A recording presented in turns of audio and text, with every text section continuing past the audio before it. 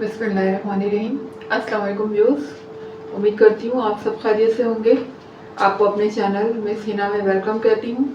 तो क्लास हम लोगों का क्लास 9 मैथ्स एक्सरसाइज 3.1 कंटिन्यू है, जिसका हम क्वेश्चन नंबर 1 एंड 2 कंप्लीट कर चुके हैं।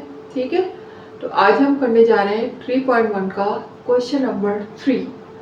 ठीक है, तो स्टार्ट करते हैं अपना क्वेश्चन। अच्छा, अब देखिए यहाँ पर लिखा हुआ है reduce the following into their lowest form. Lowest form मतलब हमने इन जो टर्म हमें दी हुई इनको हमने मजीद क्या करना है, सिंप्लीफाई करना है। ठीक है, तो सिंप्लीफाई करते हैं, देखते हैं कैसे होता है सिंप्लीफाई। सॉल्यूशन की हेडिंग डालिएगा फर्स्ट पार्ट। अब देखिए यहाँ पर क्या, सिंप्लीफाई करने से पहले एक चीज देखिएगा, ऊपर लिखा हुआ है पी स्क्वायर माइनस 100।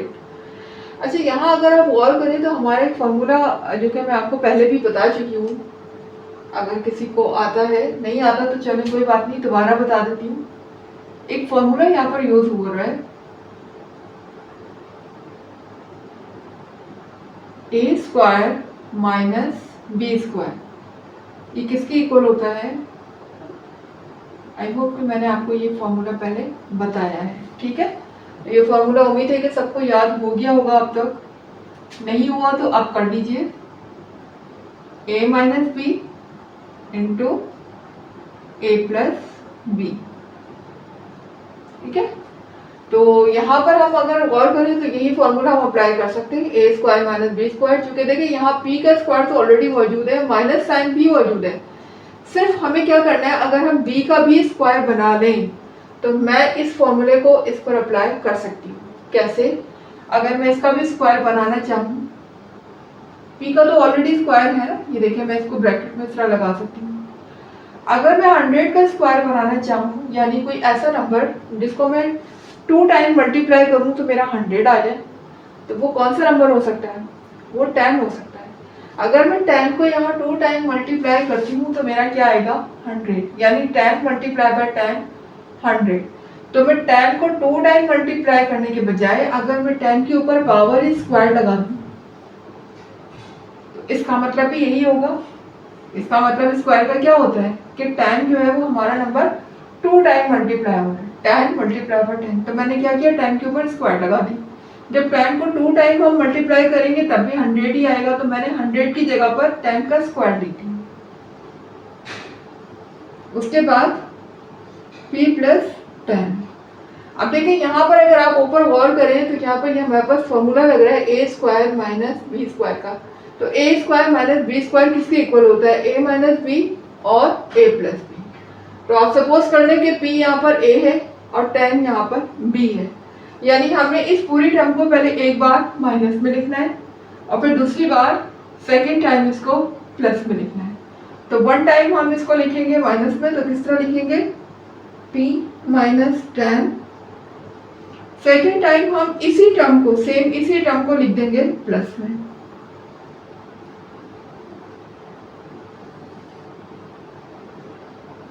ठीक है, इस तरह से। अब देखिएगा सेम वही फॉर्मूला अप्लाई हो गया जैसे कि यहाँ पर था। ये ए स्क्वायर है, ये बी स्क्वायर है सपोज कर लें, तो बस उसको एक बार माइनस में लिख दें, एक बार ए माइनस बी था, यहाँ पर ए माइनस बी हो गया चूंकि यहाँ ए बी की फॉर्म थी, और यहाँ p और 10 की फॉर्म है तो p माइनस 10 हो जाएगा और यहाँ p प्लस 10 हो जाएगा। तो हमने ए स्क्वायर माइनस बी स्क्वायर का फॉर्मूला इस पर अप्लाई कर दिया। अब जरा देखें तो p प्लस 10 ऊपर भी है और नीचे भी है और ये आपस में कैंसिल हो सकते हैं। अच्छा क्लास, कैंसिल होने के लिए जरूरी है कि ऊपर आपके पास प्लस साइन ना हो, इनके बीच में 2 ब्रैकेट्स है ना, 2 ब्रैकेट्स के बीच में मल्टीप्लाई का साइन होना चाहिए, तभी आप कैंसिल कर सकते हैं। अदरवाइज अगर फर्ज करें इनके बीच में कोई प्लस या माइनस का साइन होता तो फिर हम कैंसिल नहीं कर सकते थे। इस चीज का बहुत ख्याल रखिएगा। कैंसिल करने के लिए जरूरी है कि ऊपर बीच में मल्टीप्लाई का साइन होना चाहिए। तो when there is no sign between the two bracket, in 2 bracket के दरमियान जब कोई साइन नहीं है, इसका मतलब कि वो साइन हमारा क्या है? मल्टीप्लाई। तो अभी हम इनको कैंसिल कर सकते हैं। तो p प्लस 10 से p प्लस 10 क्या हो जाएगा? कैंसिल हो जाएगा और हमारा आंसर आ जाएगा p माइनस 10। ठीक है, ये तो हो गया हमारा पार्ट 1 सॉल्व। अब आ जाते हैं अपने पार्ट 2 की तरफ। तो देखिए पार्ट 2 में क्या लिखा हुआ है, यहाँ पर लिखा हुआ है 3a² + 3b, 3a² + 6ab + 3ab²। तो मैं यहाँ पर ये कर सकती हूँ कि मैं कॉमन ले सकती हूँ। कॉमन क्या होता है, देखिए कॉमन ये होता है कि जो नंबर और वेरिएबल एक टर्म में हो सेम वही दूसरी टर्म में भी हो, उसे हम कहते हैं कॉमन। तो कॉमन का मतलब यहाँ पर 3a आपको नजर आ रहा है, और हमेशा स्मॉल वेरिएबल का कॉमन लेते हैं, यानी स्मॉल पावर हमारी क्या है, यहाँ पर a² है जबकि यहाँ पर a है। तो हम सिर्फ और सिर्फ a को कॉमन लेंगे, a² को नहीं, ठीक है। a² उससे ग्रेटर है, 1 उससे लेस है, तो जो छोटी वाली पावर होती है हमेशा कॉमन वो आती है। तो देखिए हम यहाँ पर ले लेते हैं कॉमन 3a।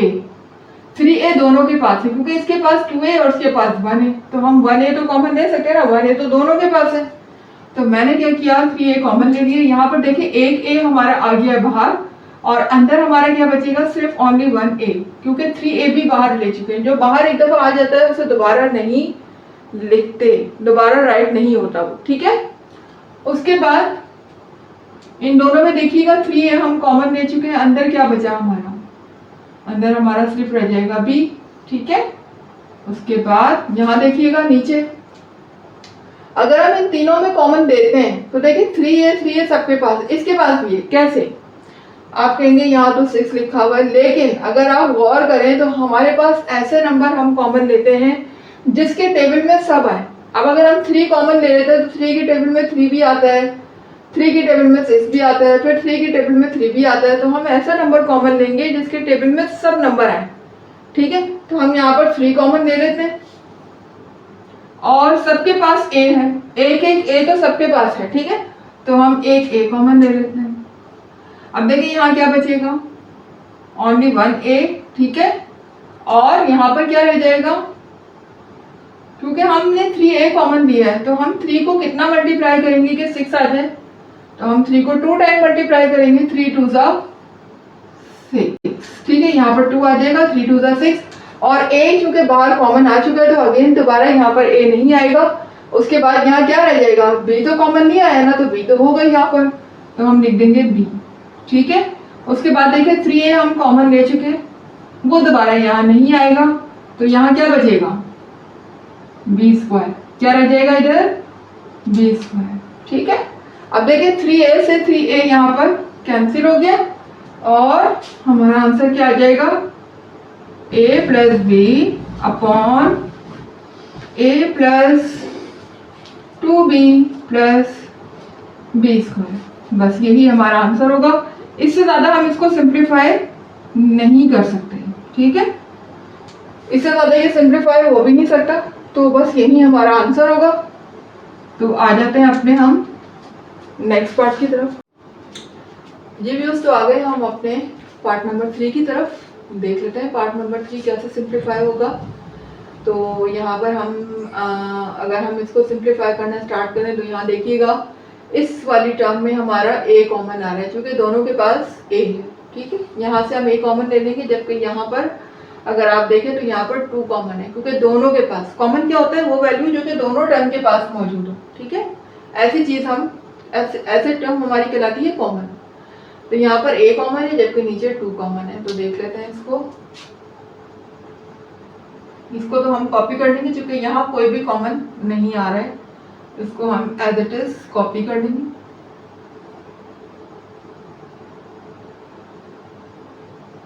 अच्छा, अब यहाँ देखिएगा, अगर मैं ऊपर से कॉमन लेती हूँ यहाँ पर a, तो रिमेनिंग मेरे पास क्या होगा, a, क्योंकि एक a बाहर आ चुका है, अंदर क्या बचेगा मेरे पास a, ठीक है। इसी तरह से यहाँ पर 1a बाहर आ गया है, और अंदर हमारे पास क्या रह गया है, b। इसी तरह नीचे देखिएगा, यहाँ पर देखिए हमारे पास क्या कॉमन आ रहा है, दोनों में 2 कॉमन है, 2 कॉमन बाहर आ गया। यहाँ पर बचेगा a² - b², ठीक है, a² - b²। अब जरा गौर कीजिएगा क्लास, यहाँ पर दोबारा से वही फॉर्मूला आ गया है a² - b² का।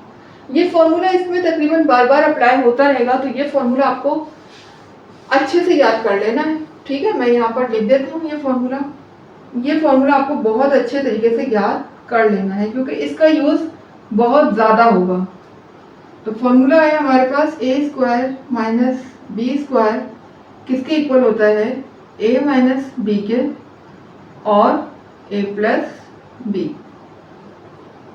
मैं ये फॉर्मूला यहाँ अप्लाई करने जा रही हूँ क्योंकि यही अप्लाई हो सकता है, यहाँ पर लिखा हुआ ए स्क्वायर माइनस बी। अच्छा, इत्तेफाक से यहाँ भी देखिए ए और बी की फॉर्म में ही लिखा हुआ है, तो आपको इसको मजीद स्क्वायर करने की या कुछ और करने की ज़रूरत ही नहीं है। आप डायरेक्टली ए स्क्वायर माइनस बी स्क्वायर की जगह ये वाली टर्म लिख सकते हैं। ठीक है, यहाँ पर मैं लिख देती हूँ, ये वाली टर्म कॉपी कर देती हूँ, ए माइनस बी अपॉन ए प्लस बी। इसी तरह यहाँ देखिएगा ए प्लस बी, नीचे मुझे ये वाला फॉर्मूला लगाना है, तो 2 तो एज इट इज रहेगा और ए स्क्वायर माइनस बी स्क्वायर की जगह मैं लगा दूंगी ए माइनस बी और ए प्लस बी। ठीक है, अब देखें बीच में चूंकि मल्टीप्लाई का साइन है तो हम ऐसे क्रॉस कैंसिलेशन भी कर सकते हैं और हम वर्टिकल कैंसिलेशन भी कर सकते हैं, दोनों तरह से हो सकती है। चाहे तो हम क्रॉस कैंसिलेशन कर लें अगर मल्टीप्लाई का साइन है तो, लेकिन अगर बीच में प्लस साइन होता है तो फिर हम इस तरह क्रॉस कैंसिलेशन नहीं कर सकते। हाँ, वर्टिकली इसको कैंसिल किया जा सकता है लेकिन क्रॉस नहीं। क्रॉस कैंसिलेशन के लिए ज़रूरी है कि बीच में मल्टीप्लाई का साइन, तो यहाँ मल्टीप्लाई का साइन है, हम हर तरह से कैंसिल कर सकते हैं, लेकिन इस तरह कैंसिल नहीं कीजिएगा। ठीक है, आमने सामने कभी भी कैंसिल नहीं होता, ना न्यूमिनेटर से न्यूमिनेटर कैंसिल होगा ना डिनोमिनेटर से डिनोमिनेटर, हमेशा न्यूमिनेटर से डिनोमिनेटर कैंसिल होता है, चाहे क्रॉस हो चाहे वर्टिकल हो। ठीक है, अब देखें यहाँ से a प्लस बी इस तरह कैंसिल हो जाएगा। ठीक है, यहाँ पर आप गौर करें तो a माइनस बी से a माइनस बी कैंसिल हो जाएगा, बस, और तो कुछ भी कैंसिल नहीं हो रहा है यहाँ पर। ठीक है, हमारा बचेगा क्या, न्यूमिनेटर में हमारा रह गया a और डिनोमिनेटर में हमारा रह गया 2 और a प्लस बी, ये हमारा रिमेनिंग है कैंसिलेशन के बाद। ठीक है, ऊपर a है और नीचे हमारा रह गया 2a प्लस बी, यही यहाँ पर हमारा आंसर आ जाएगा। ये हमारा आंसर आ जाएगा। ठीक है क्लास, अब आ जाते हैं अपने पार्ट 4 की तरफ। तो पार्ट 4 में देखिएगा क्लास, यहाँ पर लिखा हुआ है a plus x plus y square minus z square. तो देखिए अगर आप गौर करें तो स्टार्ट में ही हमें फॉर्मूला लगाना है, किसका, a square minus b square का। अगर आप ये इमेजिन कर लें कि ये x प्लस वाई पूरी एक टर्म a है और माइनस जेड स्क्वायर ये पूरी एक टर्म b है, तो this is a square minus and this is b square. तो फॉर्मूला हमारे पास अगेन आपके सामने है, कौन सा फॉर्मूला है, याद होगा आपको, अभी अभी करवाया है, a square minus b square is equal to a minus b and a plus b. ये हमारे पास फॉर्मूला है। इसको फॉर्मूले को बहुत अच्छे तरीके से याद कर लेना क्योंकि इसका यूज बार बार होगा। अच्छा, अब देखिए यहाँ पर अगर मैं ये फॉर्मूला अप्लाई करती हूँ तो यूँ समझ लें कि ये पूरी टर्म क्या है, a है। यहाँ पर ये पूरी टर्म का a स्क्वायर लिखा हुआ है, इसको हम तस्वीर कर लेंगे, अपने जहन में सोच लेंगे कि ये पूरी टर्म क्या है, a है, और माइनस ये जो z स्क्वायर है ये टर्म क्या है, b है, और हम इस पर ये वाला फॉर्मूला अप्लाई करने जा रहे हैं। तो पहले क्या आएगी, a माइनस बी, यानी कि a एक्स वाई हो जाएगा, x प्लस वाई हमारी a टर्म है तो हम पहले लिखेंगे x प्लस वाई, और जो b टर्म है वो हमारी क्या है, z है, और वो किसके साथ लिखती है, माइनस के साथ, पहले माइनस के साथ आ जाएगी ब्रैकेट। ठीक है, उसके बाद फिर लिखा हुआ a प्लस बी, यानी a की जगह पे मैं क्या लिखूंगी, x प्लस वाई, और b की जगह पर आ जाएगा z, क्योंकि यहाँ b की जगह पे z है और a की जगह पर x प्लस वाई है। तो मैंने जस्ट a और b की जगह पे वैल्यू पुट कर दी, जहां जहां a था वहां मैंने लिख दिया x प्लस वाई, और जहां b था वहां मैंने लिख दिया z। ठीक है, अब देखिए यहाँ x प्लस वाई यानी कि a की जगह पर आ गया x प्लस वाई, और प्लस b मेरे पास क्या है, z। नीचे देख लीजिएगा इस तरह से x plus y plus z। अब अगर आप गौर करें तो ये वाली टर्म और ये वाली टर्म बिल्कुल सेम है, और इनके बीच में कौन सा साइन है, मल्टीप्लाई का साइन है। कैंसिल करने से पहले ये जरूर देख लिया करिए कि यहाँ कौन सा साइन, अगर तो यहाँ मल्टीप्लाई का साइन है तो कैंसिल हो सकते हैं, अगर प्लस का साइन होता तो कैंसिल नहीं हो सकते। तो इस चीज़ का बहुत ख्याल रखिएगा। यहाँ पर चूंकि दोनों ब्रैकेट एक दूसरे से क्या हो रही है, मल्टीप्लाई हो रही है, चूंकि कोई साइन नहीं है ना बीच में। जब कोई साइन नहीं होता तो कौन सा साइन होता है, मल्टीप्लाई का। इसका मतलब ये मल्टीप्लाई हो रही है तो इसका मतलब ये आपस में कैंसिल हो सकती है। ये देखिए मैंने इस तरह से कैंसिल कर दिया। अब मेरा आंसर क्या आ गया, x plus y minus z, ये मेरा आंसर आ गया इधर। ठीक है, बस यही मेरा आंसर हो जाएगा। इससे ज़्यादा इसको सिंप्लीफाई हम कर ही नहीं सकते, ना इस पर कोई फॉर्मूला अप्लाई हो सकता। तो यही आपका क्या हो जाएगा, आंसर। अब आ जाते हैं अपने नेक्स्ट पार्ट की तरफ। तो क्लास हम आ गए अपने पार्ट 5 की तरफ। तो देखिएगा पार्ट 5, यहाँ पर हम सबसे पहले ये देखते हैं कि हमें कॉमन कैसे लेना है। ठीक है, तो कॉमन देखा करें। सबसे पहले कॉमन क्या होता है कि जो हमारे दोनों टर्म में मौजूद हो। अब अगर आप इसमें देखें तो देखिए m कॉमन है, दोनों के पास एक m तो है, इसके पास 2 m है, इसके पास एक m। तो हम कॉमन क्या लेते हैं, स्मॉल पावर। ठीक है, स्मॉल पावर हमेशा कॉमन आती है। तो हम यहाँ पर स्मॉल पावर कॉमन लेंगे और स्मॉल पावर हमारी m है। ठीक है, तो हम यहाँ पर m कॉमन ले लेंगे, m। तो हमारे पास अंदर क्या बचेगा, देखिए यहाँ पर एक m रह जाएगा और यहाँ पर सिर्फ रह जाएगा 6, क्योंकि m तो बाहर आ चुका है ना कॉमन, जो बाहर आ जाता है वो दोबारा नहीं आता। ठीक है, इसी तरह से यहाँ देखिएगा, यहाँ पर क्या कॉमन आ रहा है। अब देखिए यहाँ पर वेरिएबल का तो कोई कॉमन नहीं है, लेकिन अगर आप नंबर का देखें तो हमें ऐसा नंबर कॉमन लेना है जिसके टेबल में ये दोनों नंबर आए, यानी 3 भी आए और 15 भी आए। अगर हम 15 कॉमन लेते हैं तो 15 में 3 तो नहीं आएगा, लेकिन अगर मैं 3 कॉमन लेती हूँ तो 3 के टेबल में 3 भी आएगा और 15 भी आएगा, 3 5 15। तो ऐसी सूरत में मैं क्या करूँगी, 3 कॉमन लूँगी। ये मैंने 3 कॉमन ले लिया, अंदर मेरे पास क्या बचेगा, m। ठीक है, और अब 3 के टेबल को इतना पढ़ना है कि 15 आ जाए, तो 3 5 15। ठीक है, अब नीचे देखें, अपॉन में मैं क्या कॉमन ले सकती हूँ, यहाँ देखिए 12 है, यहाँ 12 है। वेरिएबल में तो कुछ भी कॉमन नहीं आ रहा, क्योंकि इसके पास m है, इसके पास कुछ भी वेरिएबल नहीं है। लेकिन अलबत्ता नंबर में कॉमन आ सकता है। नंबर में हम 2 कॉमन ले सकते हैं, क्योंकि 2 के टेबल में 2 भी आता है और 12 भी आता है। तो हम ले सकते हैं 2 कॉमन। 2 मैंने कॉमन लिया, अंदर क्या बचेगा, यहाँ पर तो सिर्फ m रह जाएगा क्योंकि 2 बाहर आ चुका है, और यहाँ पर क्या हो जाएगा, 2 6 12, क्योंकि 2 को 6 टाइम पढ़ने पर हमारा क्या आ जाता है, 12। ठीक है, अब देखिए यहाँ पर m-6 क्या हो जाएंगे, कैंसिल हो गए, ये कैंसिल हो गए। ठीक है, और रिमेनिंग हमारे पास क्या रह गया, देखिए यहाँ m है, यहाँ 3 है, तो मैं इसको इस तरह लिख सकती हूँ 3m। ठीक है, और ब्रैकेट मेरे पास है m प्लस 5। ठीक है, और अपॉन में मेरे पास क्या बचा है, सिर्फ 2 बचा है। ठीक है, क्योंकि ये तो कैंसिल हो चुका है, अपॉन में मेरे पास क्या रह गया, सिर्फ 2। इस तरह से। ठीक है, तो क्लास यही मेरा आंसर है।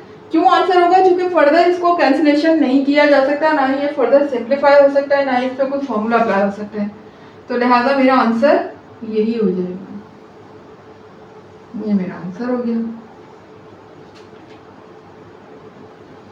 ठीक है, अब आ जाते हैं अपने नेक्स्ट पार्ट की तरफ, पार्ट नंबर 6। अच्छा, अब पार्ट नंबर 6 जरा क्लास थोड़ा सा आप ध्यान से समझिएगा, क्योंकि ये लॉजिकल है। अब लॉजिकल किस तरह से है, देखिए क्लास, अगर आप इस पर गौर करें तो इन तीनों में ना तो कोई कॉमन आ रहा है, और अगर आप फॉर्मूला लगाना चाहें तो फॉर्मूला भी नहीं लग रहा है। a square minus b square का और किसी भी तरह का कोई फॉर्मूला इस पर अप्लाई नहीं हो रहा है। ठीक है, और अगर हम कॉमन लेना चाहें तो तीनों में कॉमन भी कोई नहीं, चूंकि इन दोनों के पास तो x है लेकिन इसके पास x नहीं है, यहाँ भी इन दोनों के पास x है लेकिन इसके पास x नहीं है। ठीक है, तो कॉमन लेने का भी कोई फायदा नहीं होगा। कॉमन वो जो पूरी टर्म में आए, सबके पास हो। तो इनमें कुछ लोग, कुछ के पास तो है, कुछ टर्म के पास तो है, लेकिन बाकी टर्म के पास नहीं।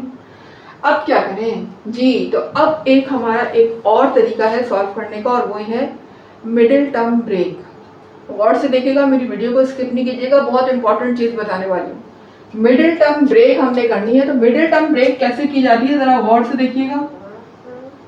देखें, ये जो आपको मिड में एक वैल्यू नजर आ रही है 2x, इसको हमने क्या करना है, ब्रेक करना है। ब्रेक मतलब तोड़ना है, तोड़ना है। ठीक है, किस तरह से तोड़ना है कि लास्ट वाला नंबर जो मुझे नजर आ रहा है 3, कि मुझे 2 नंबर सेंटर में ऐसे लगाने कि अगर मैं उन दो नंबर्स को मल्टीप्लाई करूं, 2 नंबर्स को मल्टीप्लाई करूं तो मुझे 3 मिले, और अगर मैं उनको माइनस करूं, अब माइनस ही क्यों करूं, प्लस भी तो कर सकती हूँ। सवाल ये पैदा होता है ना कि मैं प्लस भी तो कर सकती हूँ, माइनस ही क्यों करूं। तो यहाँ पर देखिए ये जो साइन है ना, यहाँ पर जो लिखा हुआ है 3 के आगे माइनस, ये हमें ये शो कर रहा है कि जो दो हम सेंटर में नंबर लगाएंगे उस वो लाजमी सब्ट्रैक्ट होंगे एक दूसरे से, ठीक है ना। यहाँ भी देखिए ये माइनस लगा हुआ, तो यहाँ भी क्या होगी, सब्ट्रैक्शन होगी। हाँ, अगर इधर साइन प्लस के होते तो फिर मुझे दो नंबर जो मैं ब्रेक कर रही थी वो दोनों किस में होते, प्लस में होते, ठीक है। अभी जरा देखिएगा, अब मुझे ऐसा नंबर लाना है जो कि मैं मल्टीप्लाई करूँ तो 3 आ जाए और माइनस करूँ तो 2 आ जाए। तो क्या हो सकता है वो दो नंबर, अगर मैं 3 1 3 करती हूँ, क्योंकि 3 किसी और के टेबल में नहीं आता है, सिर्फ अपने ही टेबल में आता है, कि बात आपको पता है। मुझे ऐसा नंबर चाहिए जो कि मल्टीप्लाई करने पर 3 आ जाए। अगर मैं 3 1 3 करती हूँ तो 3 तो आ जाएगा 3 1 3 करने पर, लेकिन अगर मैं 3 में से 1 को माइनस करती हूँ, यानी एक नंबर क्या हो गया, 3 हो गया, दूसरा नंबर क्या हो गया, 1, तो अगर मैं 3 में से 1 को माइनस करूंगी तो मुझे 2 भी मिल जाएगा। तो मिल गए मुझे दो नंबर ऐसे, ये जो मल्टीप्लाई करने पर 3 भी आ रहा है और माइनस करने पर 2 भी आ रहा है। दो बातें हैं इसमें, गौर से देखिएगा मेरा लेक्चर, हरगिज मिस मत करिएगा, वरना ये जो चीज़ है ना ये आपको कभी भी समझ में नहीं आएगी, ठीक है। अब जरा देखिएगा किस तरह से मैं कर रही हूँ ब्रेक। x² माइनस, पहले हम लिखेंगे 3x, और याद रखिएगा क्योंकि हमें सब्ट्रैक्ट करना है क्लास, यहाँ पर हमें ऐड नहीं करना, हमें क्या करना है, सब्ट्रैक्ट। और सब्ट्रैक्ट जब ही होता है जब दो नंबर्स जिसमें मैं ब्रेक करने जा रही हूँ उनके पास डिफरेंट साइन हो, एक जैसी साइन नहीं होनी चाहिए। अगर एक जैसी साइन हो गई, फर्स्ट करें मैंने यहाँ भी माइनस लगा दिया और दूसरी जो मैं टर्म लगा रही हूँ उसमें भी माइनस लगा दिया, तो फिर मेरे दोनों नंबर ऐड हो जाएंगे, ठीक है ना। माइनस माइनस प्लस हो जाएगा, मुझे प्लस करना पड़ेगा। अब प्लस मुझे करना नहीं है, मुझे क्या करना है, मुझे तो माइनस करना है। तो माइनस करने के लिए लाजमी एक टर्म मेरे पास माइनस में हो और दूसरी टर्म प्लस में हो। तो अब देखिए यहाँ पर अगर मैं स्टार्ट में माइनस लगा देती हूँ, मुझे स्टार्ट में वो साइन लगाना है जो ऊपर मौजूद है। ऊपर क्या मौजूद है, माइनस, तो मैं माइनस लगाऊंगी यहाँ पर। अगर यहाँ प्लस होता तो मैं पहले प्लस लगा देती, ठीक है क्लास। अब अगर मैं एक माइनस का साइन लगा चुकी हूँ तो दूसरा साइन मैं लाजमी प्लस का लगाऊंगी, दूसरा साइन माइनस का नहीं होना चाहिए, वरना सब्ट्रैक्शन नहीं होगी, ठीक है। तो 3x, 3 को मुझे किससे मल्टीप्लाई करना है, 1 से करना है, जब भी तो 3 आएगा। यहाँ पर मैं सिर्फ x लिखूंगी, 1 कभी भी लिखा नहीं जाता, 1 नहीं लिखते, हम सिर्फ वेरिएबल लिखेंगे। ब्रेक हम इस नंबर को कर रहे हैं, लेकिन मल्टीप्लाई करने पर ये नंबर आना चाहिए लास्ट वाला, यानी कि 3 1 3, ठीक है। और ब्रेक चूंकि हम इस नंबर को कर रहे हैं और इसके साथ x लिखा हुआ है, तो दोनों नंबर के साथ x आएगा, जो भी दोनों नंबर हम यहाँ पर ले रहे हैं उनके साथ x आएगा, ठीक है। यहाँ पर हम लिखेंगे -3। अब ये देखिएगा अपॉन में, यहाँ भी मुझे ब्रेक करना है। अब ब्रेक ऐसा नंबर लाना है मुझे कि जहाँ पर मैं उसको दो नंबर्स को मल्टीप्लाई करूँ तो मुझे 2 मिले और मैं सब्ट्रैक्ट करूँ तो मुझे 1 मिले। तो यही हो सकता है ना, 2 1 2।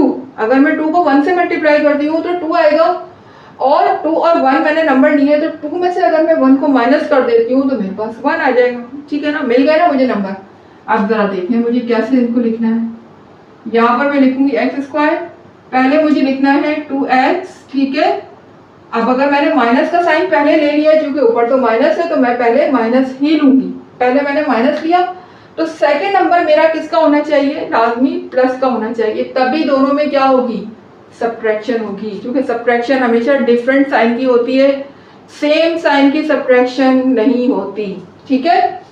तो मैं यहाँ पर प्लस x लूंगी, तभी तो होगा ना 1, 2 1 2 होगा तभी तो। और जब मैं 2 में से 1 को माइनस करूंगी तो 1 बचेगा, मुझे 1 ही चाहिए। और किसका चाहिए, माइनस का, तो जाहिर है माइनस में से ही बचेगा, तो मेरे पास माइनस का आएगा। इसी तरह यहाँ 3 1 3 होगा मल्टीप्लाई करने पर, और 3 में से जब 1 माइनस करूंगी तो 2 आएगा, और 2 किस में से आएगा, क्योंकि ग्रेटर नंबर किसका है, 3 का है। 3 के साथ कौन सी साइन है, माइनस की है, तो मुझे माइनस का ही तो चाहिए 2, ठीक है। तो यहाँ पर -2 हो जाएगा। अच्छा जी, ये तो हमने कर दिया, मिडिल टर्म को ब्रेक कर दिया 2 नंबर में, ठीक है। ब्रेक करने का तरीका आपको आ गया। उसके बाद अब मुझे क्या करना है, अब मुझे 2 करके कॉमन लेना है। पहले इन 2 नंबर्स का कॉमन लूंगी और बाद में फिर इन 2 नंबर्स का कॉमन लूंगी। अब कॉमन कैसे लेते हैं देखिएगा, इन दोनों में तो x कॉमन आ रहा है, तो मैं x कॉमन ले लेती हूँ। अंदर क्या बचेगा, x बचेगा और यहाँ -3। अच्छा, अब इन दोनों के अंदर मुझे बाहर तो कोई कॉमन नज़र नहीं आ रहा क्योंकि ये x है ये 3 है। ऐसी सूरत में लेकिन मुझे कॉमन तो लेना है बाहर, तो मैं क्या लूँगी 1।